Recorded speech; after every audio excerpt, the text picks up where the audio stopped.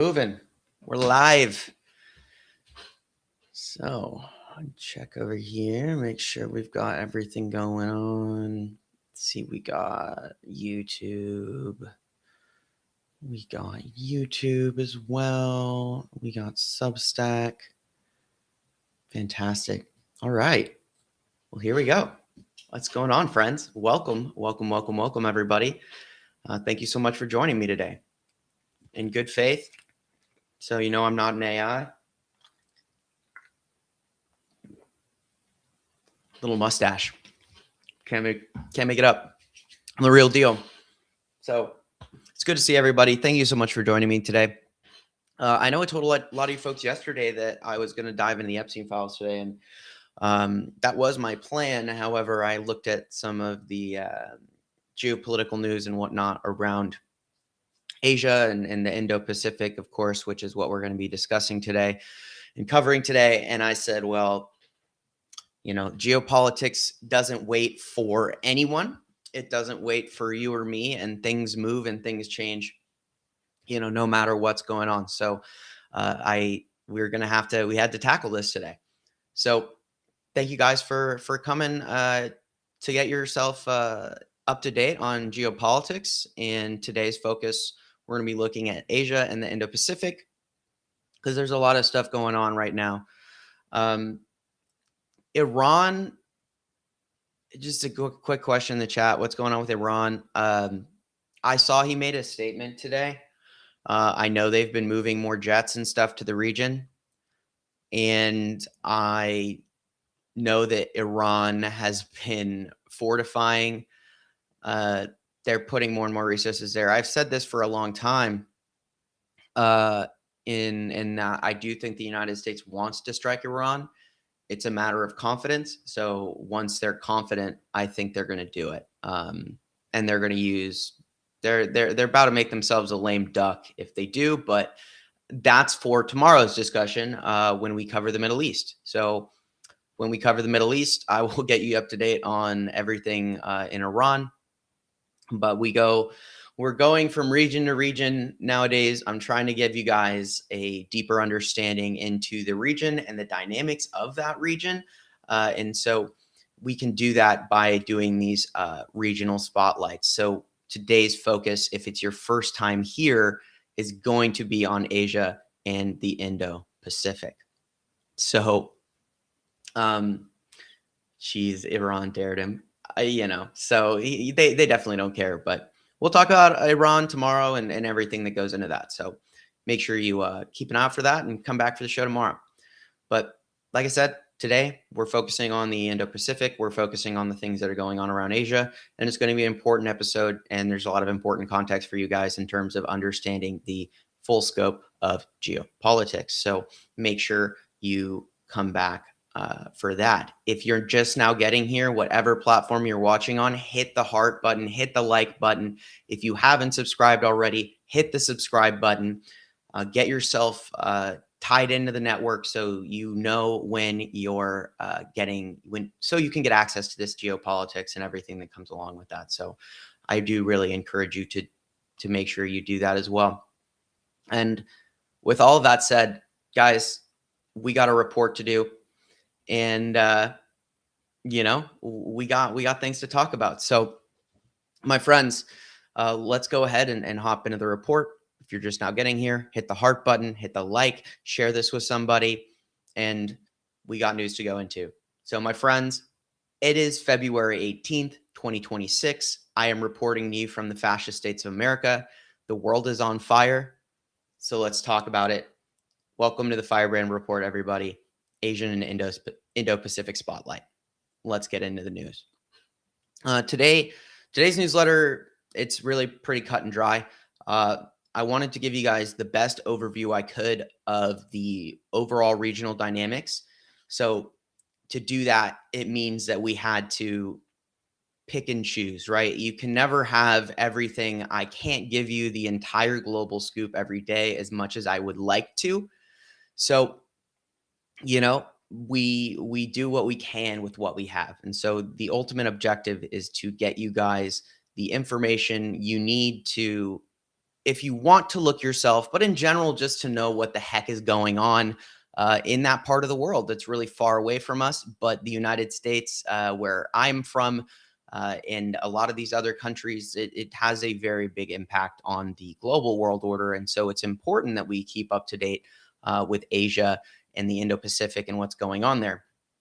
So, uh, it's been quite some time, but if those of you who have been with us for a while, you remember the outbreak of the border conflict between Thailand and Cambodia. And you remember that we covered that daily throughout the month, from the kickoff of the second fighting, the second bout of fighting, all the way to the ceasefire on December 27th. So I've been meaning to go back. I've been meaning to check in.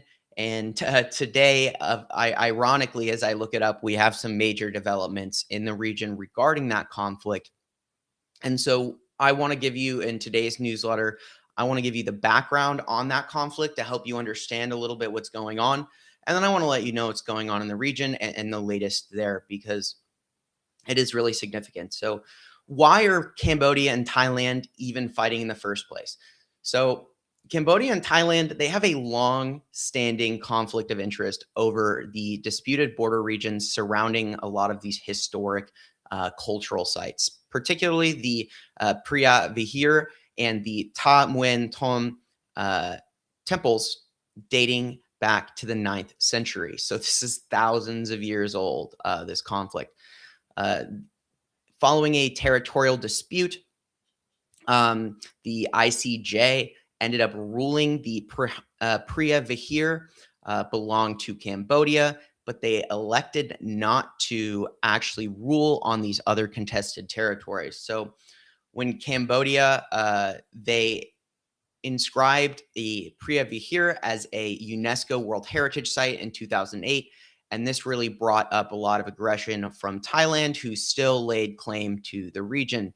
So in 2025, last year, we saw devastating conflict break out in April 27th. This was after a first flare up earlier in the year. Hundreds of thousands were displaced in this conflict, as well as hundreds were killed. More than $4 billion in global trade was disrupted, affecting the price of advanced technology. That does include, actually significantly, it was NVIDIA as well announced that they were going to be able to produce less chips in 2026 because of this conflict. And they actually had to raise prices, citing logistic concerns getting things in and out of the region.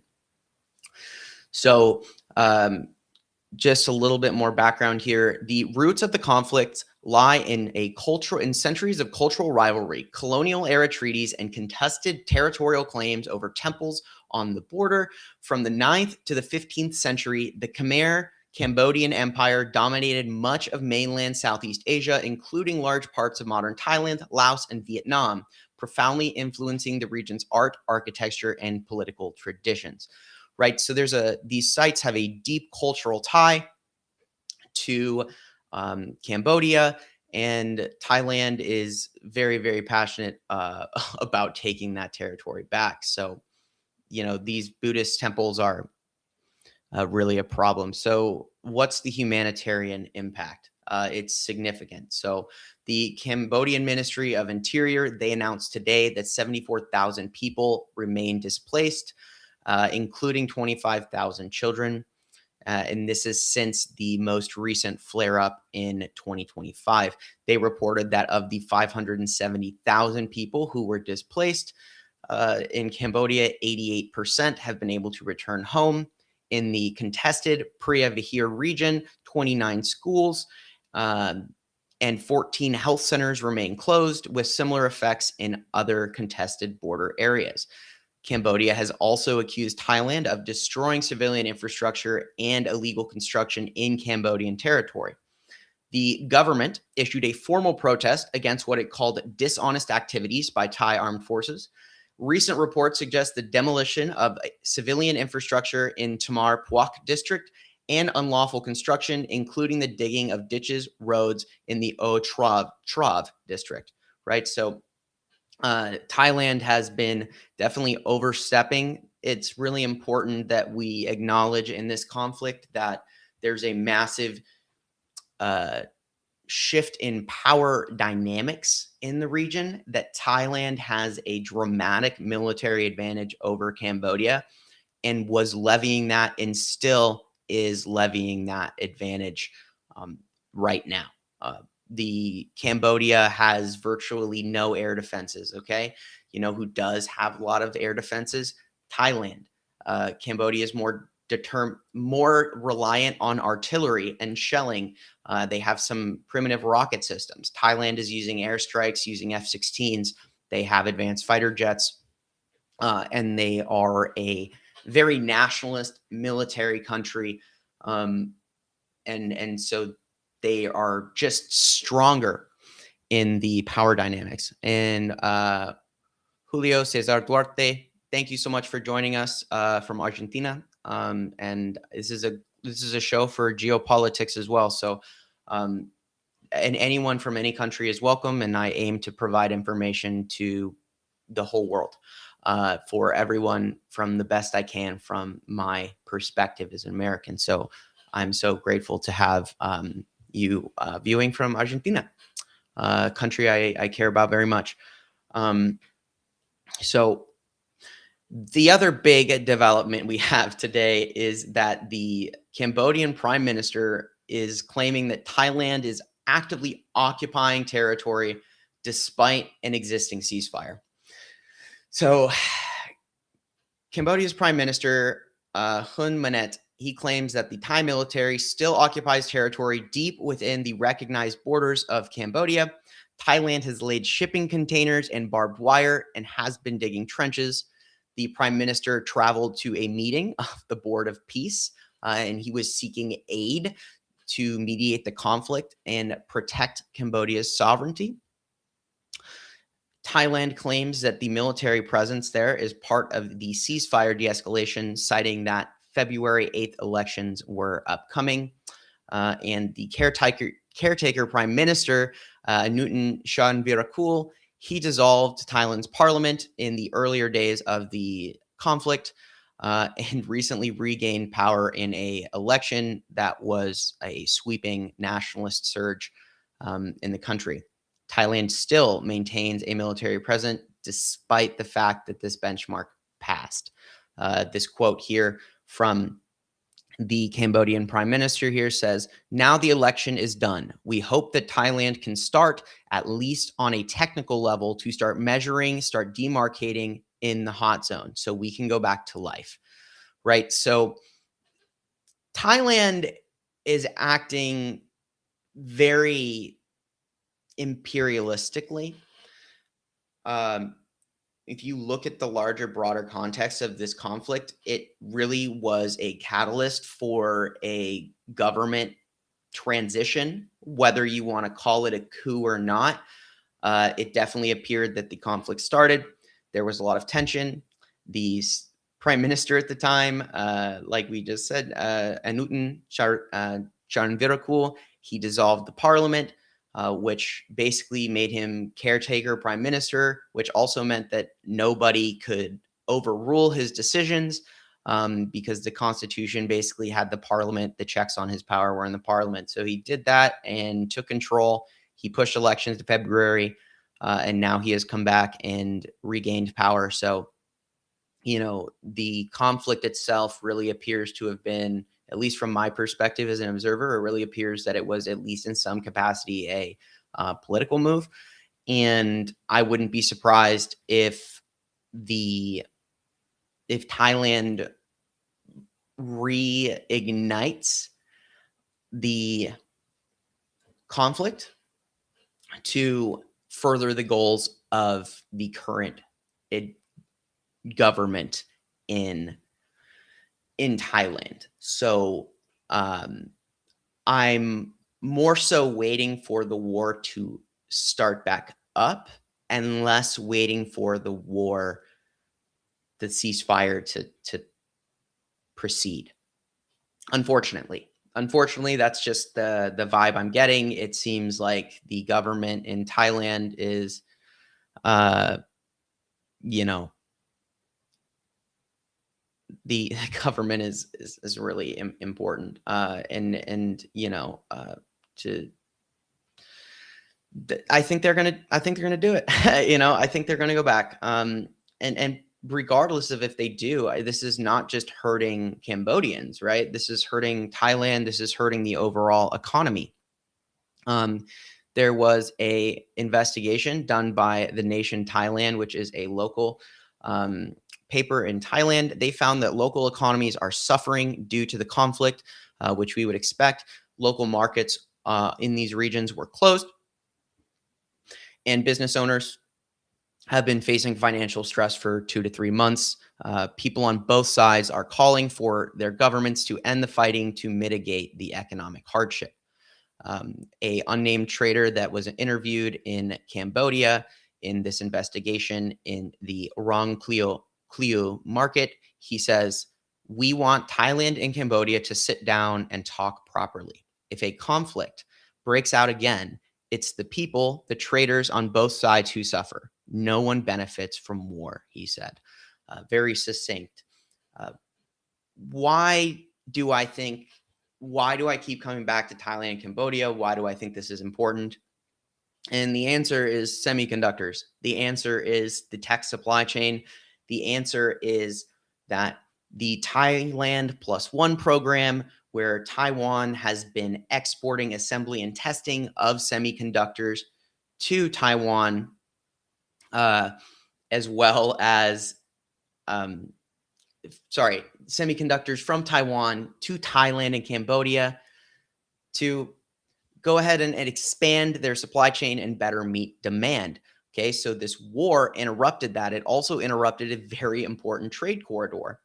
And that trade corridor oversaw around $4 billion in trade.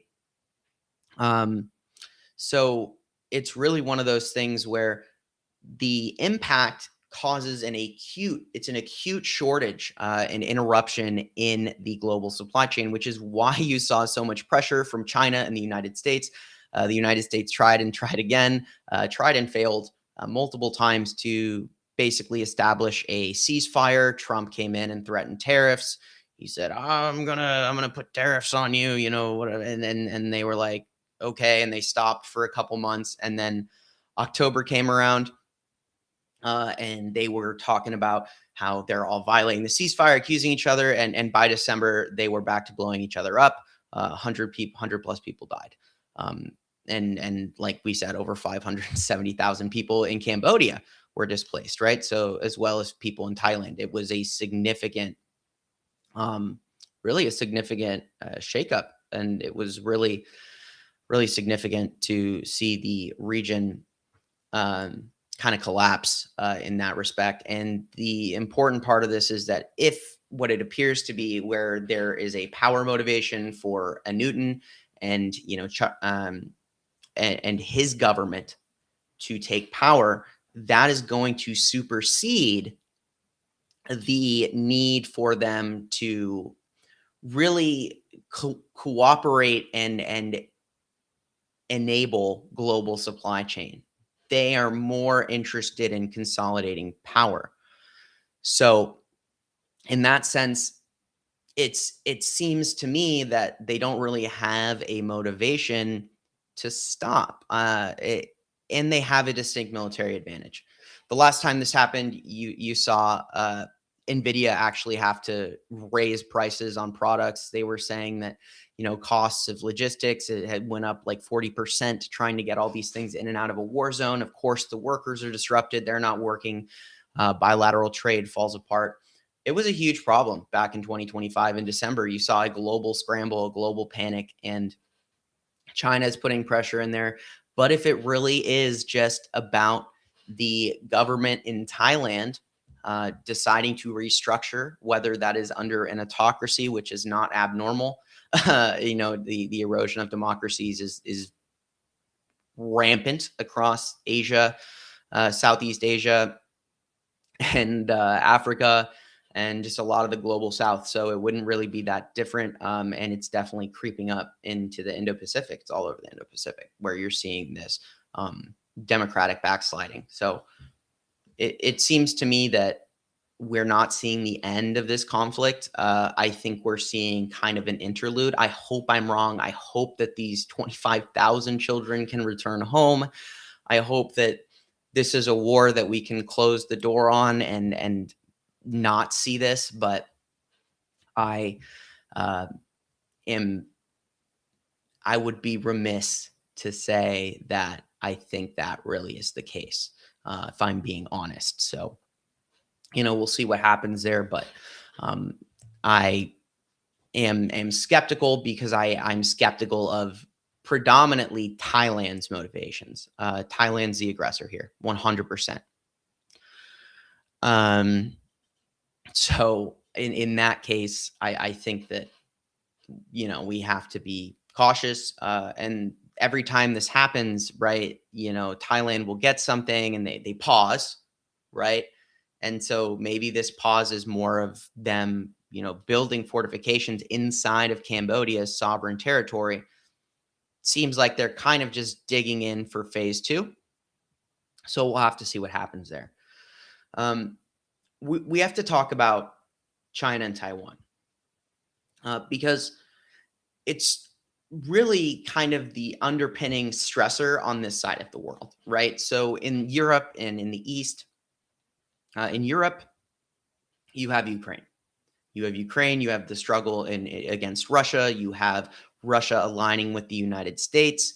And you have this new power dynamic that we're seeing of a more united Europe and Ukraine facing what kind of looks like a shadow government that is aligned with Israel and Russia, particularly the Kremlin in the United States. The Epstein files pretty much undeniably proves that Russian influence is so prevalent in the United States government that and influence from Israel as well is so prevalent that they really just can't be trusted on as a partner on any reasonable level.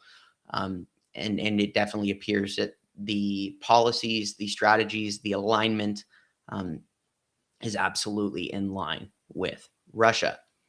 So,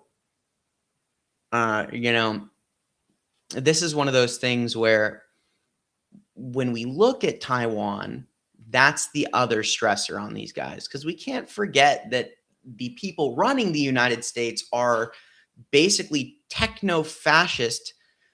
They're basically techno-fascist billionaires, right? And they're also running the United States. So they care a lot about semiconductor supply, rare earths, and all of the things that allow them in their supply chain to continue their tech boom, their AI development, and ultimately their slow creeping absorption of the United States government into a privatized tech system for their techno-feudal empire.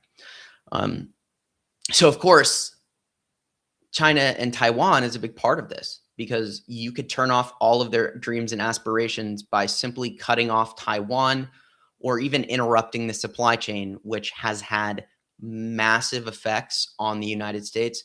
And you're seeing the United States operate from a position of weakness, of desperation. It's very clear in the United States foreign policy that it is really scrambling to try and find out a solution here to a problem that is really beyond short-term correction and would require leadership and coordination on a very high level to actually circumvent China's dominance over critical minerals, as well as semiconductor and those kind of things, because they do exert that leverage over Taiwan. So the France outlet, the Agence France Presse, they interviewed the president of Taiwan. In this interview, they discussed the relationship between Europe and Taiwan, as well as that of between Taiwan and the United States. He was very clear in this interview that the Republic of China, which is Taiwan, is independent of the People's Republic of China, and that China cannot legally annex Taiwan. He clarified that Chinese annexation would not stop Taiwan and that it would lead to an upending of regional stability. I agree here. He stated that he hoped to collaborate with the EU on defense and AI projects in the future, noting that Europe is Taiwan's third largest trading partner. He stated support for his Ukraine and praised European values. He discussed the deadlock over a $40 billion defense spending bill and expressed confidence that Taiwan can defend itself and that it will not be used as a bargaining chip between China and the United States in trade negotiations. He stated that the semiconductor supply chain is an ecosystem involving the United States and Japan, praising the relationship between Japan and Taiwan amid Chinese aggression. He also said U.S. policy on Taiwan has been steady despite U.S. action in Venezuela, stating that U.S.'s interests in semiconductor manufacturing. Okay, so this interview was really interesting in that what I really took away from it was that, one, he's walking a very fine line. Two, his choice to praise Ukraine, his choice to put up Ukraine and praise Europe in the way it did, really signals to me as well that these discussions between Europe and these other places where this trade diversification, everyone is having these discussions with Europe, and Europe could be a way more reliable and effective trade partner in Taiwan and their relationship that they're building with China. And you're seeing parallel negotiating structures and the support for Ukraine, right? This is in support of democracy. Taiwan has a vested interest in protecting their democracy, I would think, because they're living in the shadow of autocracy. Whereas the United States has zero motivation to protect its democracy from a government perspective because the billionaires are consolidating power. So we would expect them to not. So whether or not, though, I have to say this is, an interview with the president of Taiwan. He is a politician. We don't necessarily know exactly what his feelings are, but it's really, really something that I think that whatever the case may be, the tightening between Taiwan and Europe is another part of that relationship that they're going to be building, as well as the relationship between Japan and Taiwan, which is becoming very important, especially as the United States kind of starts to get weaker. And it's going to happen pretty rapidly. When it does, when the United States starts to weaken, and it's going to be because of a shortage, basically a collapse in our military from the United States. When I say our, from the United States' military industrial supply chain, hence the scrambling for resources. And even if they do, right, then you have tug of war between the defense industrial complex and the technology and information AI bubble complex. So it's really, Taiwan is this focal point because no one else makes these chips. No one else makes these things. The United States is making a huge effort. They really want to bring all of it to, they really want to bring all of this domestically to the United States, which Taiwan has no incentive to do, because making semiconductors is a guarantee to them for U.S. support. So, I just want to read you a little excerpt from the interview, and then we'll go and we'll talk about some other things here as well. So the president stated, and when it says the president, we mean the president of Taiwan, of course. He stated that for the U.S., the situation in Venezuela has not come at the expense of their focus on the Indo-Pacific affairs. In fact, the most recent U.S. national security strategy makes its 4 priorities clear. The first is ensuring the security of the American homeland. That's ironic as they execute people in the street in America, with the recent operations in Venezuela being a part of this. Second, it calls for shifting greater strategic focus to the Indo-Pacific to preserve peace and stability. They have no interest in peace and stability, with the objective of deterring China's expansionism. That is true, but really, Not really much to do there. Um, Third, the report calls for greater collective defense and burden sharing among Indo-Pacific partners. Fourth, it seeks to reindustrialize the U.S. In other words, national security strategy identifies the Indo-Pacific region as a clear focus because they want to rebuild their uh, industrial infrastructure to make more weapons because they don't have any, because they're dependent on China for all of their rare earth minerals. And back in April, China turned off the faucet because they started a trade war. So now here we are. And Taiwan is in a very unique position. All these countries have so much more leverage over the United States than the government in the United States wants the world to know. In fact, the United States at this point is begging for scraps. Uh, just trying to keep up a facade that it really can't do. So what's going on in China though? China's going through something weird.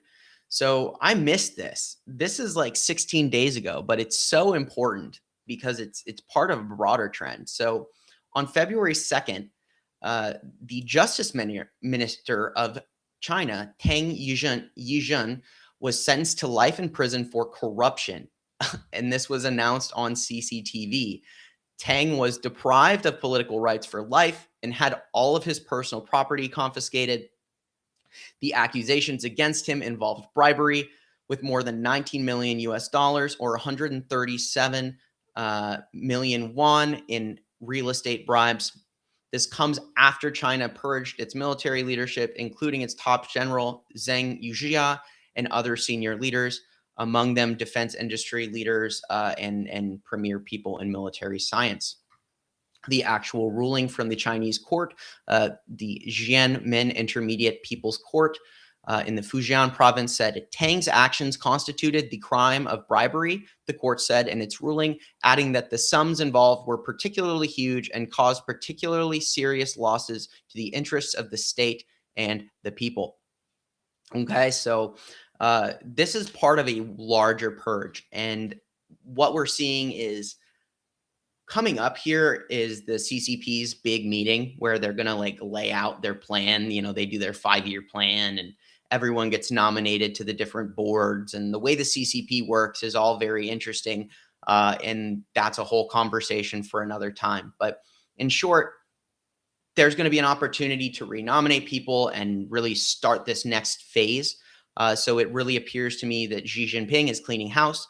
I think he's posturing for a new era, right? So China has been taking this moment while the United States kind of fights all of its allies and slowly destroys all of its relationships around the world. I think Xi Jinping is taking this moment to restructure. There has been, and there certainly is, major efforts from the United States from an espionage perspective, I'm sure, to infiltrate China and steal information and see what's going on. I wouldn't be surprised if this is part of that purge, the reason they're doing this purge. But regardless of the case, what this means for Taiwan in the short term is it means that they're going to have some breathing room. In the long term, I think it means that when Xi Jinping is done moving his chess pieces around, we're going to see the next phase of the plan. We know that around in Q2 of 2026, China is going to roll out another set of controls on the United States in terms of minerals and raw inputs for U.S. manufacturing. We're seeing the effect here. The United States has lost, I want to say, over 100,000 manufacturing jobs under Donald Trump and his leadership, which is really, you can't call it leadership. But we've really seen the effects of that. And so they're kind of sitting back while everyone comes to them, and China becomes the new guy on the block. And that's really what it seems like. So it seems like Xi Jinping is cleaning house. He's putting his ducks in a row. And then when he's done, Taiwan should be very worried. Everyone should be very worried. China is able to produce 32 hulls. When I say hulls, I mean Navy ships a year right now. a year. They're talking about sailing 6 carriers, right, in the next 10 years. China is blowing past the United States in every regard militarily, and the world is about to pivot to China. It's objectively true, right? Like we can see that that's what's happening. So I think long term Taiwan should know that what it's facing, and I think that as we continue through the newsletter, you're going to see regional decisions within the region and political alignment that really goes farther to support this power. But China is it the reality is the United States can't even make 2 submarines a year, and China's putting out 32 holes. So, you know, and where does China stop? I mean, I could go on and on, right? I could go on like what is in it for China? Well, if Russia collapses, well, China just goes north, right? Like China's just waiting. It's waiting. It's a sleeping giant, and the United States is actively hamstringing itself by especially what it's doing in Iran. And you know, China has one working naval ship. That's functionally untrue. That's so wildly untrue. Like, and we're not even talking about their navy. We're not even mentioning their coast guard, right? We're not even mentioning their civilian fishing fleet. That China, do not sleep on China. Do not underestimate China. Do not underestimate Xi Jinping. I don't like the guy. He's a dictator. He's a brutal, horrible person. But there is no denying that he is one of the most adept statesmen and the most adept evil dictator the world has ever seen. He is really the only person to have achieved a true Orwellian state, right? He is the only person that we've seen achieve the level of 1984, you know, centralized government surveillance. It's really one of those things where people and propaganda in particular has been thick in giving people the perception that China is this weak, technologically limited country of savages, right? That have never won a war. I would argue that honestly, it doesn't really matter if China's never won a war. The argument that having experience, it goes away when you can't actually fight long term. The United States could blow up a ton of the Chinese Navy, right? They could shoot down a bunch of fighters. They could do a lot of things. Okay. But the reality is that the United States is going to lose some stuff too. And if the United States loses stuff too, they're not going to be able to replace it. They're not making 32 hulls a year. I have only seen the United States produce 1 aircraft carrier in my lifetime. I'm 25. I'm nearly 26 years old. In my entire life, the United States has built 1 aircraft carrier. In the last decade, little over a decade, China's built 3. It's not a matter of debate. Quantity has a quality of its own. And if you think that Xi Jinping is adverse to using meat wave tactics, just like Putin, if you think that it's not, it's crazy. So we really need to be cautious of that. And so in the vein of this, right, you see tensions escalating between the United States and China, particularly around the Philippines, which is going through a lot of political instability. And if I were to dive into what's going on in the Philippines, I could do an entire newsletter on that. Just know that they're experiencing also some democratic backsliding and internal volatility. So the United States stated recently that it plans to deploy advanced missiles to the Philippines on Tuesday, citing what they called China's illegal, coercive, aggressive, and deceptive activities. China has protested the U.S. deployment of the advanced anti-ship missiles in the Philippines, and they have asked the Filipino president, Ferdinand Marcos Jr., for their removal. He refused. The Typhoon missile system, which can launch Tomahawk and Standard Missile 6, can hit targets up to 1,600 kilometers away and is enabling direct strikes on China if they want. The Filipino ambassador to the United States claims that the move is only for deterrence. It's quote here from the Philippine ambassador. He says, "It's a kind of system that's really sophisticated and will be deployed here in the hope that down the road we will be able to get our own." One, they're not going to get their own. The United States can't even make anything. I really have to hammer this home, guys. There's no way logistically the United States can make weapons. We still owe $32 billion in weapons to Taiwan. We have over at least over 100 billion in weapons contract liabilities that are not filled. There is no way the United States even has these things. It's one of those things where don't look at what they say, look at what they do. Can they really provide this missile system? If they do, can they really provide a number of missiles that would even matter? When is the missile system going to be there? What's going to happen with the missile system, right? How many China or Japan, right, for example, signed a contract for a bunch of F-35 jets. The F-35 program is effectively dead in the water right now. It's not functional. It's not viable because they can't make anything because they don't have any of the raw inputs. So, there's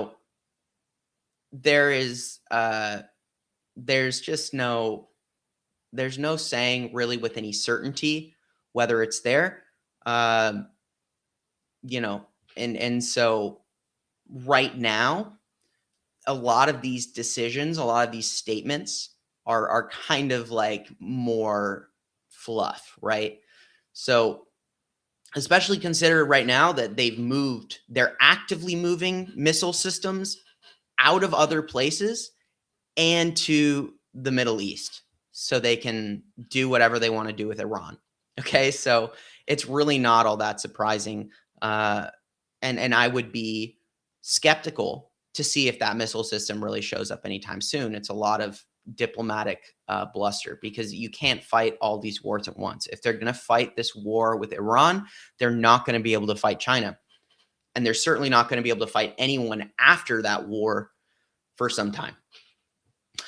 So in that case, when we're looking at China and the region, the United States it is putting pressure on China. It is trying to leverage its relationships with Taiwan and all these places. But at the end of the day, all of these countries are also really open to third options. Let's talk about India and Pakistan, because one of the places that I've been watching quite a bit is India. It's going to be really important. It's one of the largest economies in the world. They have there's a lot of tension between China and India.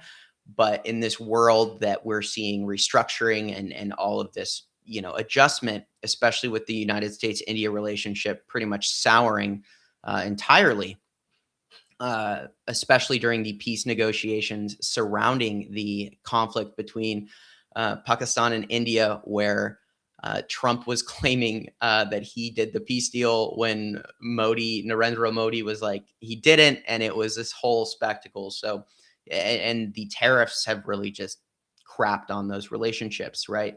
So India is actually easing its trade restrictions with China on equipment imports. So the trade between China and India has been highly limited following a border clash in 2020. And the easing of these 5-year restrictions opens up some of the $700 billion US dollars in contracting market to Chinese companies. This change allows the procurement of Chinese power transmission components, and India is now considering loosening restrictions on access to Indian coal sector equipment. The decision comes after free trade ties between the countries deepened after Donald Trump's 50% tariff on Indian goods. India does aim to expand its non-fossil energy capacity by 500 gigawatts by 2030 to address a supply bottleneck, particularly around coal and the things that it's doing now. So India is very heavily dependent on coal, and it's one of those things where really these two shouldn't be moving closer together. They should be moving farther apart based on the regional dynamic. So the fact that they're even deepening ties at all is pretty significant. We should be seeing them move closer to the United States. So it's all everyone's playing both sides, but the world continues to pick China time and time again here. So India has just a quick direct quote from my source. India has now allowed state-run entities to procure a power transmission component from China without government approval. It is weighing a similar time-bound exemption for key coal sector equipment, the two officials said. The exemption was granted in the national interest as blocking Chinese imports would hurt India's manufacturing capability, one of the officials said. A panel of top bureaucrats has approved the waiver with a formal order expected soon. And the easing follows repeated requests from the government departments facing shortages and project delays under 2020 restrictions. India may allow case-by-case imports of critical Chinese equipment rather than fully reopen procurement. So we're now seeing a deal basically between China and India. And if you thought India was, on top of that, just context, India is coming up on some elections. They're facing what my interpretation kind of looks like a constitutional crisis. Narendra Modi, he really is he's a dictator. India is experiencing democratic backsliding at the same time the United States is. All autocrats come into power first. They're elected first. It's part of the strategy. They're always elected first. They just choose not to leave. And so I think we're seeing that in Narendra Modi. Even more interesting here, this is a little just to show you everyone's double dipping, right? Everyone is getting what they can out of other people. So billionaires from all over, particularly American tech billionaires, are flying to Delhi for an AI expo. Narendra Modi, he will speak with tech billionaires at an AI summit in Delhi this week. He's positions India as the global leader for AI in South Asia and North Africa. Leaders from major tech companies, including OpenAI, Anthropic, and Google, will be in attendance. Both OpenAI and Anthropic can be tied to Peter Thiel, who is someone I talk about a lot, but he is the co-founder of Palantir. He is the man pulling the strings, and he is, in my opinion, the shadow president in some capacity. Palantir has been so deeply ingrained into the United States government in terms of its platforms that you are really, and Anthropic, but all of his companies, he really does have way too much power in the United States, and it should scare the shit out of everybody in the world because this guy, he doesn't really care. These are the guys who are saying that the United States needs to cull like a third of its population or 2/3. They're nuts. Raised in a town that was known for Nazism. His dad worked at a uranium mine in Africa where he, basically worked these people to death. He's a horrible person. The observers, however, in India, they point out that Narendra Modi's motivations may be rooted in using AI for surveillance and curtailing civil liberties, framing this new push as, this is a new one for me, techno-Gandhism, right? So we have techno-fascism here in the United States, and they're concerned about techno-Gandhism in India. And this really just represents as a whole the global trend of competition over AI technology. The UN Secretary Antonio Guterres, he highlighted the importance of equal access for AI for all nations. Yeah, I think that makes a lot of sense. I think that AI is only empowered by the supply chain and the people who are exploited. To make all these things possible. And I think equal protections for basic human rights would extend access to these things to all people. The fact that the capitalist system in the United States has created people that are this powerful is really concerning. And a direct quote here from my source. They say that summit observers talk of a battle between a new kind of AI colonialism from the US tech firms and an alternative technogondism in which AI is used for social justice and to benefit marginalized people. Okay. So AI colonialism. I really like this term because I think it's correct. It's the intervention of major tech firms using the United States government as a proxy to insert themselves into foreign countries and effectively run these countries by proxy, either through corporate interest or through basically blackmail or creating relationships in which these countries are dependent. I might point out that we'll save this for actually. I'll save this. This is for Africa next week. It's nuts. I read it today, but if you're interested in knowing beforehand, just look what the Democratic Republic of the Congo just handed over to the United States. You'll think it's pretty interesting if you're a watcher of the show. The last thing for India is really important, and it pertains to the situation, the relationship between Pakistan and India. So India is planning to cut off Pakistan's access to water in violation of the long-standing Indus Water Treaty. India suspended the water treaty following hostilities in 2025, allowing it to expedite work on the Shapur Kandi Dam along the Punjab, Jammu, and Kashmir border. The regional minister announced that the project should be completed by March 31st and will be used to divert water to drought-prone districts. The Ravi River, which is the dam, which is where the dam is being built, provides surplus water to Pakistan, and India claims that because the Ravi River is Indian territory, it can build this dam without violating any existing agreement. Pakistani agriculture is 80 to 90% dependent on water from the Indus River system. Here is a direct quote from the Jammu and Kashmir minister, Javed Ahmed Rana. He says, excess water to Pakistan will be stopped. It has to be stopped. Kathua and Samba districts are drought-hit areas, and this project, which is our priority, is being constructed for the Kandi area. This is what water wars looks like. 80 to 90% of their agriculture. This is famine. This is weaponized water control. This is engineered famine. It's crazy. And Pakistan is not stable either right now. To really highlight this, we have stories coming out about what's going on in these regions in Pakistan that are experiencing instability. Particularly, the Pakistani Punjab police has killed 900 people in 8 months. The Human Rights Commission of Pakistan documented 670 encounters that resulted in 924 deaths between April 2025 and December 2025.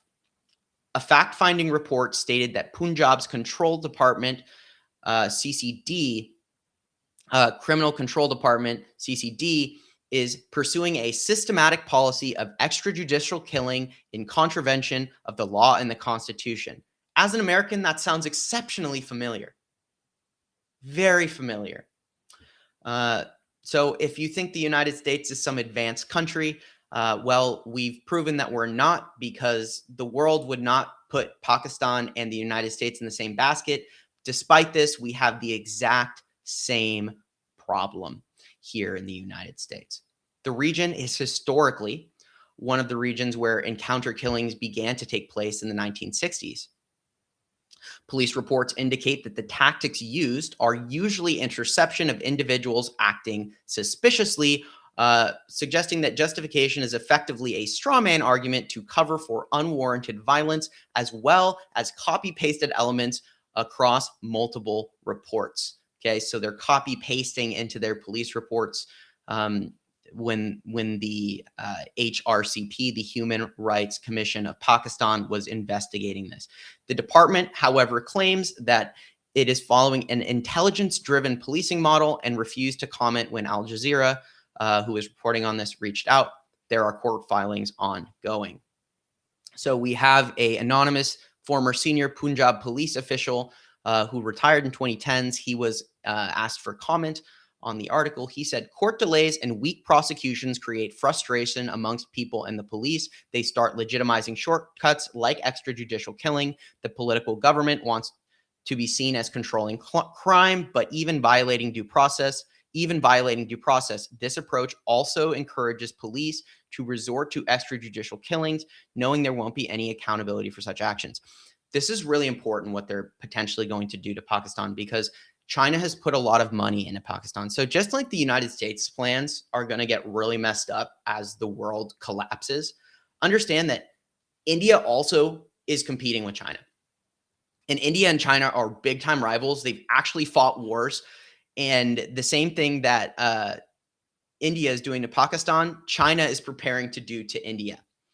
India really has to decide in the next year or so how they're going to deal with Pakistan, because China is actively arming Pakistan, and it's going to be harder and harder for India to keep up with Pakistan. So it's really important that they, from their perspective, okay, not that this is a good thing, not that engineered famine is a positive thing for anybody ever, but in terms of the goals of Narendra Modi and the Indian regime he's trying to build, they're more interested in toppling Pakistan, which they have long been accusing now of the government itself being a terrorist organization. And they're doing very similar things to what the United States is doing with narco-terrorism by trying to label the government of Pakistan as terrorists. And there is a certain level of credence to that. The Afghani Taliban does support the Pakistani Taliban,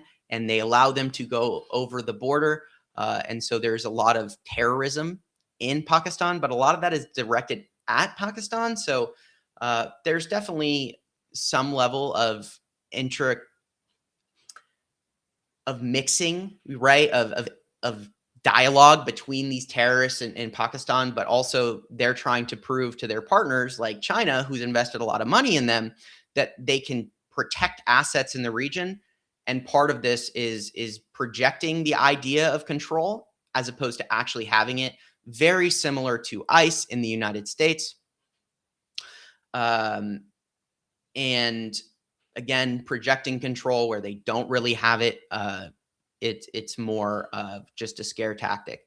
So in terms of what's going on in Pakistan and India, right, the region itself is looking like it's going to heat up, right? So you've got Thailand and Cambodia who want to go back. It looks like India and Pakistan are going to have to do something, right? China, I do think, has a vested interest in stability. China does not want Pakistan to get into a massive war. It exposes their investment. Pakistan is one of the most important aspects of the Belt and Road Initiative that they have been working on. So China's going to back Pakistan too, right? So that opens up a whole nother regional thing, right? Because now China's going to have to decide, do we let our investment in Pakistan go, or do we intervene?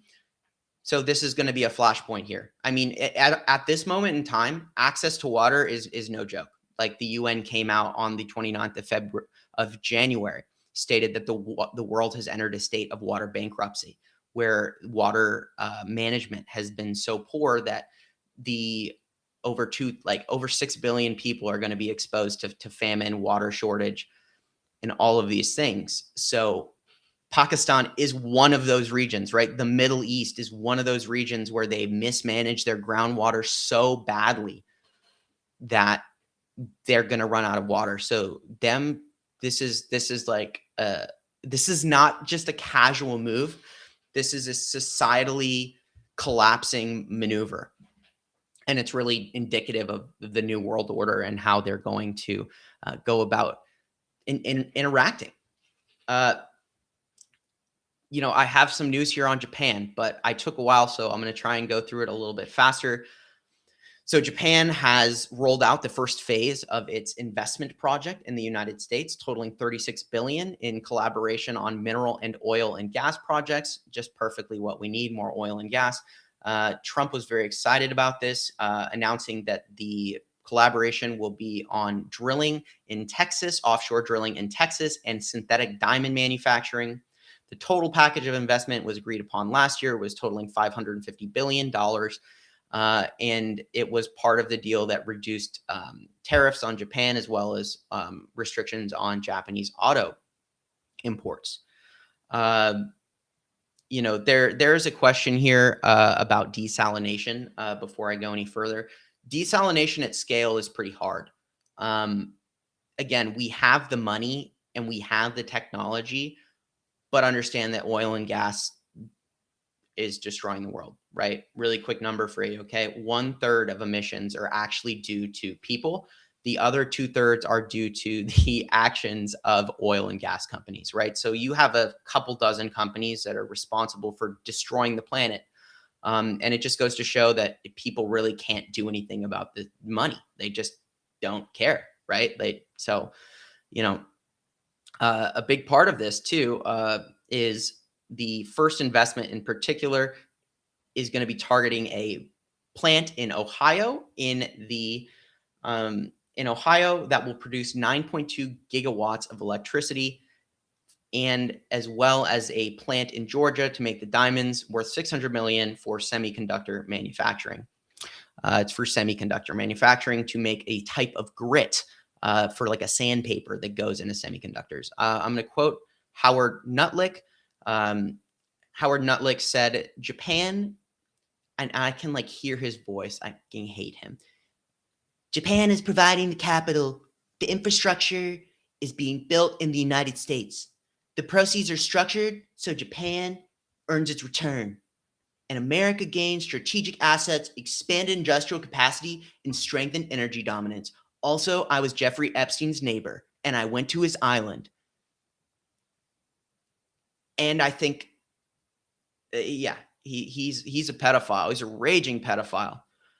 And I know I said his name wrong. I call him Nutlick. That is a choice that I make every time I say his name. So that is me making that decision, just to be clear. Lastly, the IMF is urging caution to Japan with Tsunai Takaichi taking control of the Congress in a big in a big way, huge election win. And so the IMF is really cautioning them against this major campaign promise that was made, and also, pushing to make sure that the government of Japan does not politically interfere with the decisions of the Bank of Japan. Pretty much don't do what the United States is doing with the Fed. So that is the body that's going to be cutting rates and all of those things, and particularly for borrowing. So they're saying that potentially cutting this 8% consumption tax could be a huge problem. It could affect their ability. It could affect their ability to actually reach stable inflation rates by 2027. And they're expecting the Bank of Japan to raise rates twice this year to stay on target. At the same time, the leader of Japan's Liberal Democratic Party coalition partner, the Japanese Innovation Partner Party, they called for Takaichi to still actually pass this measure to reduce or pause the consumption tax for 2 years, while at the same time calling for them not to manipulate or involve themselves in the Bank of Japan. So the actual coalition head of the Innovation Party, Hirofumi Yoshimura, he says Japan's government must avoid meddling in monetary policy and focus on steps to build an economy strong enough to weather the potential pain from any further interest rate hikes. Japan must also proceed with a 2-year suspension of the 8% sales tax on food at the earliest date possible. Consider tapping its huge foreign exchange reserves as among other sources of revenue. The statement from the IMF says that near-term fiscal policy should refrain from further loosening. The IMF said calling for a credible medium-term fiscal framework with a clearly defined fiscal anchor. High and persistent debt levels, together with a deteriorating fiscal balance, leave Japan's economy exposed to a range of shocks, the IMF said, warning that interest rate payments are projected to double from 2025 to 2031. I believe they're paying 25% of their budget towards the national debt right now. Okay. So the kind of speculation here is that this pressure from the coalition member is about Sanai Takaichi potentially rolling back on that promise, and that pressure is there. So in that sense, we really are seeing whether or not they're going to go for it. The economic situation in Japan is pretty precarious. They're pretty linked to the dollar. And I think what we're seeing more so than anything from Japan is Japan has they've become more aggressive towards China. They are militarizing. They're certainly going to amend the constitution to remove Article 5, which prevents them from having a military or being an aggressor, essentially the pacifism clause. Takaichi has been picking fights with China. She's now engaging with the United States. The question really is, though, it's interesting about Lutnick's quote as well, is Japan's providing the capital, the United States is building it, right? So it's like money is just money. Like, I really have to emphasize this whole idea that like, oh, we're giving you $100 billion. It means nothing if they can't build it, right? Like, what's the United States going to use to build the factory? What steel? China's not selling.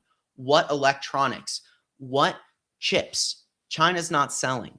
The United States doesn't have the supply chain. A deal with another country isn't, a guarantee, right? So this is just money. They're just throwing money. It's placation, right? So I think if anything, you see Japan sending things to Ukraine. I think Japan has more economic opportunity partnering with Europe and Taiwan.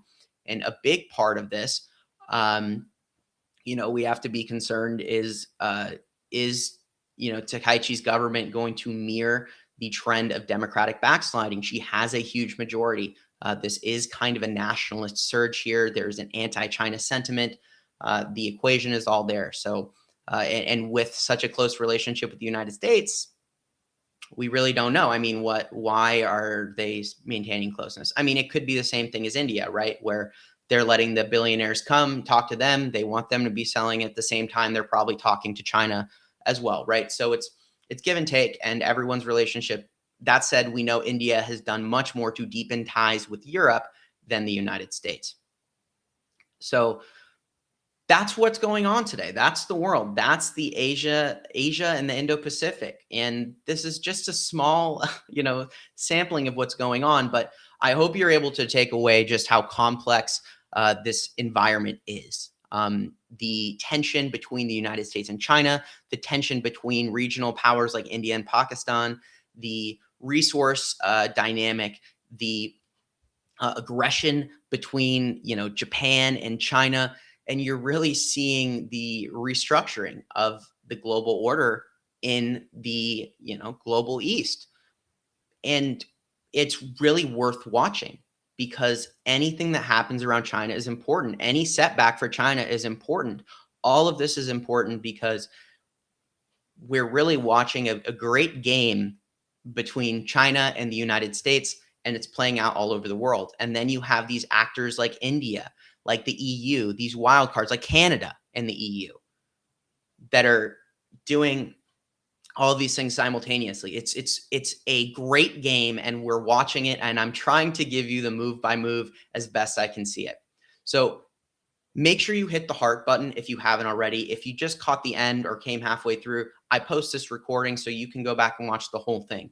There's a newsletter that's going to be attached to that recording with bullets. You can skim through it, read the quotes yourselves, and I have a source list so you can go and do that reading yourself if you want. This video is all about me giving you my thoughts, my analysis on top of that newsletter. But if you like this content, if you want to see this more, make sure you subscribe. You can always subscribe for free. Help me drive forward, help me reach more folks. For $6 a month, you can become a paid subscriber. It helps me out. It's the most important, it's the most impactful thing that you can do for me at the moment, on top of engaging with this content. So like, comment, share, send this link, forward this email. Make sure you come back and like the post. Even if you watch the live, make sure you come back and restack and share this post. Everything you're doing matters. It helps. And even if you can't become a paid subscriber, by driving engagement, you help me reach people who can. So I really appreciate that. You can subscribe to me. Make sure you just click that little banner at the top if you're on YouTube or somewhere else. You can check out this QR code here on the screen next to me. And with that, you can go ahead and scan these QR codes here, and you'll be able to move it over here. You'll scan the QR code. It'll take you to my Substack profile where you can sign up to subscribe to the Firebrand Project, which is my publication. So my friends, the most important thing you can do, of course, out of all of those things beyond this is take what we talked about today, take it with you out into the wider world, bring it into your conversations, and, do the Firebrand thing. I want you to burn bright. I want you to be a beacon. I want you to forge dialogue and provide an engaged, not just an engaged, but a fact-driven, intelligent dialogue about real things that are happening around the world, because that's what you guys do to make the Firebrand Project worth doing at all. Without you, there's no point for me to do what I'm doing. So thank you for everything you do. And I look forward to our next show tomorrow. We're going to be covering the Middle East. So if you want my take on Iran and Afghanistan, Iraq, all these places, make sure you come back tomorrow, and I'm going to be giving you my take on that region of the world. And of course, on Friday, we'll be tackling Latin America. So we try and do the whole world in a week. It's pretty crazy, but it seems like we're able to do it, and we're working on so much more in the background. So thank you guys for your support. I will see you tomorrow, and until then, burn bright, resist,